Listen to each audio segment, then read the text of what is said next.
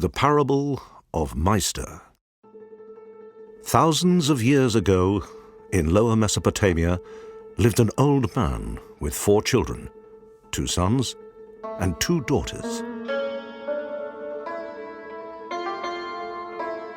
It could also have been 15 years ago in a small skiing resort in the Italian Dolomites.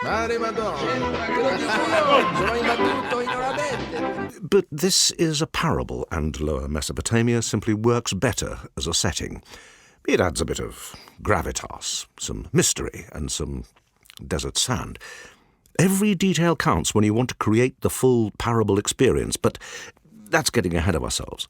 So,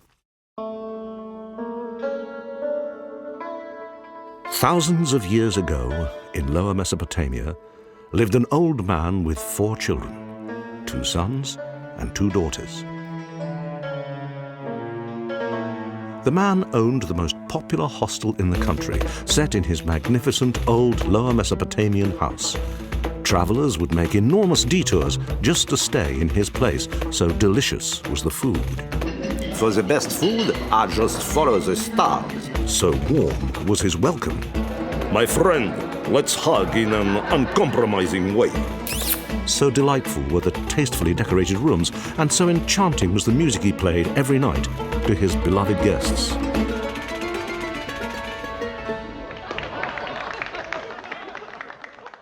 On popular demand, I will now play Walk Like a Mesopotamian. His children adored and admired him, but they knew they could never live up to his expectations because they only had fragments of his talent. His eldest son had inherited his taste for cooking.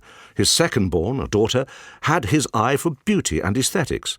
The third-born, another son, had inherited his ear for music. He could play any instrument like a magician.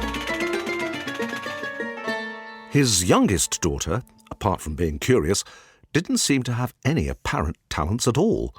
She was at best nice, which even in Lower Mesopotamia wasn't a compliment. Not really. But she was always cheerful, and the guests were amused by her contagious laughter, her funny faces, and her 1,000 questions.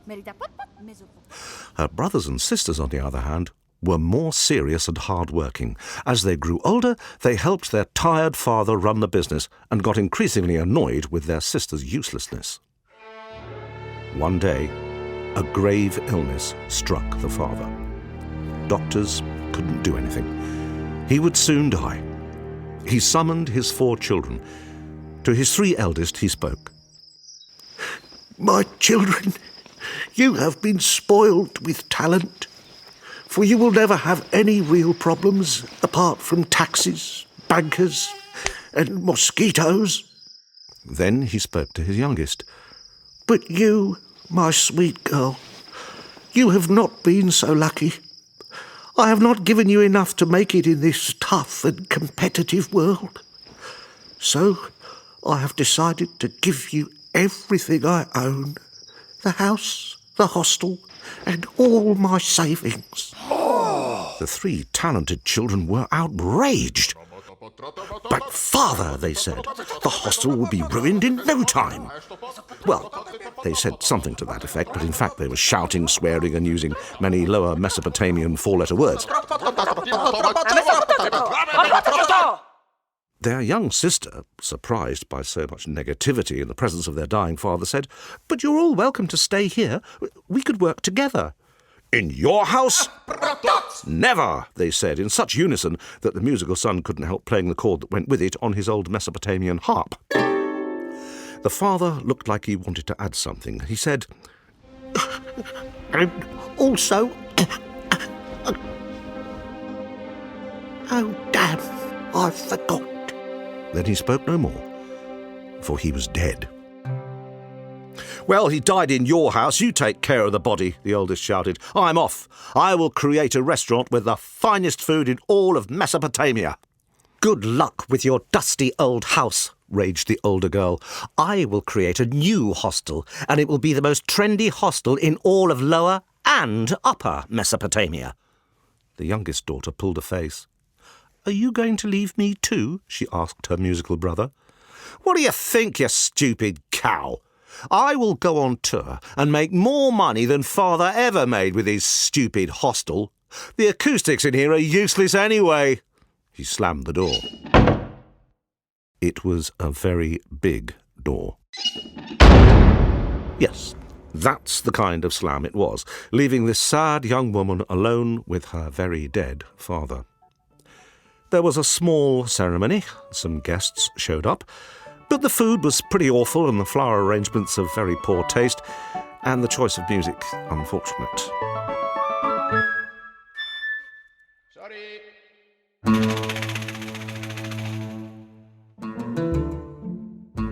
The eldest son did what he had said.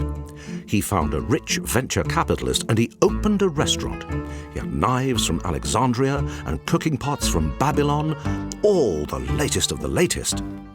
The kitchen was in the centre of the restaurant, so guests could admire his skills while eating. The opening night was a success, and the food was beyond expectations. But week after week, more and more tables stayed empty. Why? He wondered. Doesn't he get it? Everyone else wondered. The food's great, but the place is cold and sterile. There's no music, and the chef is a lower Mesopotamian schmuck. The older daughter found a banker, an old guest of her father's hostel, willing to lend her money to open her own hostel. But she went completely cashew, an old Mesopotamian word for nuts. She bought silk curtains, fur cushions, satin sheets, feathers of rare birds. There was more gold than in a pharaoh's palace. The banker begged her to open for business, but she refused. "These doors stay shut until everything is perfect," she said. And so they did. The banker pulled out, blocked her account, and the hostel never saw its first guest. The third-born, the musician, travelled across the country looking for places to perform. In a big city, he got lucky. He convinced the owner of a grand palace to perform there. All the rich merchants and the beautiful people of the region came to this place, known for its food, wine, and people-watching. There was a grand stage, and it was all his that night. He played magnificently. It was sublime, divine.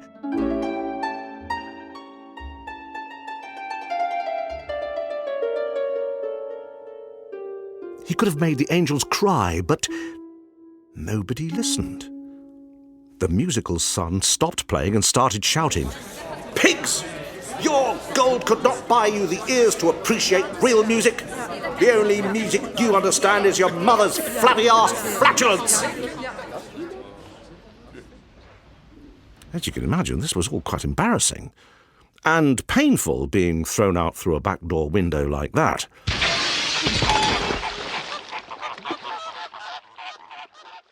And so, the three siblings who had tried their luck on their own strength and talent were now poor, humiliated, and without a hint of a plan. Opportunity had knocked, but it had knocked them out flat. Their pride was hurt badly enough to go back to their little sister and ask for shelter.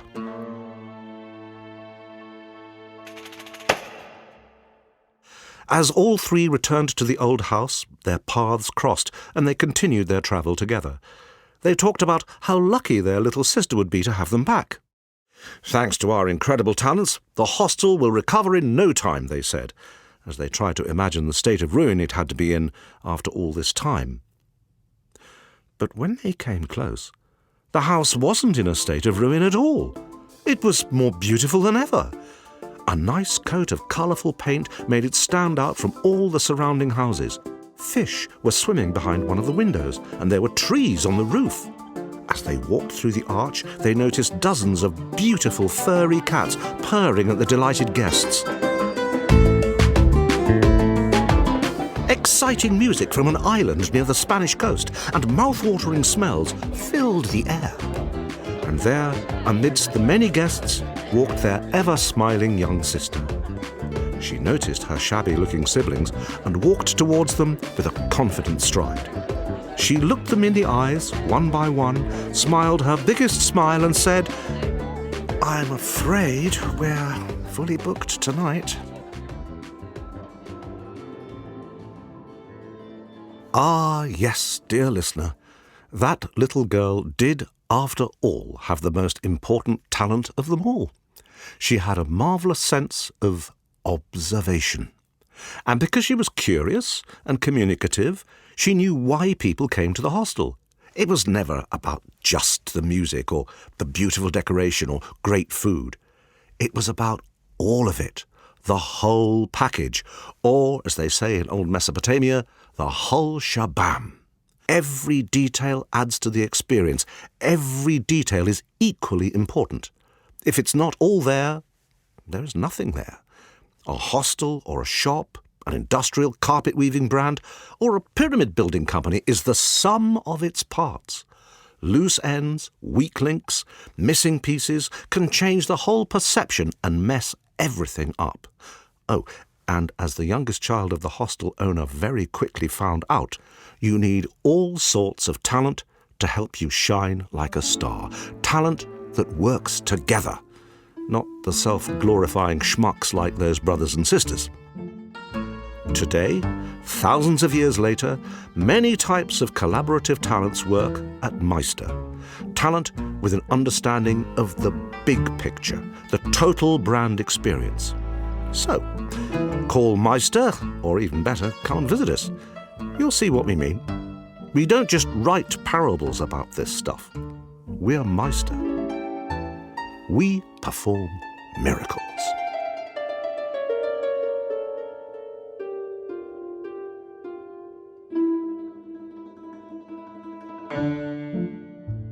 You've been listening to The Parable of Maister, narrated by David Kahn, written by Paul Wouters, directed by Cohen Brandt, concept by Maister.